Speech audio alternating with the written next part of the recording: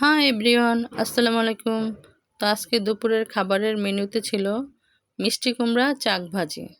তো এইভাবে চাক ভাজি করলে এত ভালো লাগে যা বলার বাহিরে। অনেক ভালো লাগে, আপনারা করে দেখবেন, অনেক ভালো লাগবে। তারপরে ছিল আলু দিয়ে শুটকি। আলু দিয়ে শুটকি রান্না করলে অনেক ভালো লাগে। তো আমার শাশুড়ি আগে যখন আমার বিয়ে হয়েছিল নতুন নতুন, তখন আমার শাশুড়ি এভাবে রান্না করতো আলু দিয়ে শুটকি, এত ভালো লাগতো। তো প্রায় প্রায় বলতাম, 2 দিন 1 দিন পর পরে বলতাম যে মা এরকম করে আলু দিয়ে শুটকি রান্না করেন, অনেক ভালো লাগে। তা আমি এখন তো বয়স হয়ে গেছে, এই জন্য পারে না রান্না করতে। তো আমি যেভাবে পারি, যতটুকুই পারি অতটুকুই ওইভাবেই রান্না করি। তারপরে ছিল মাছ।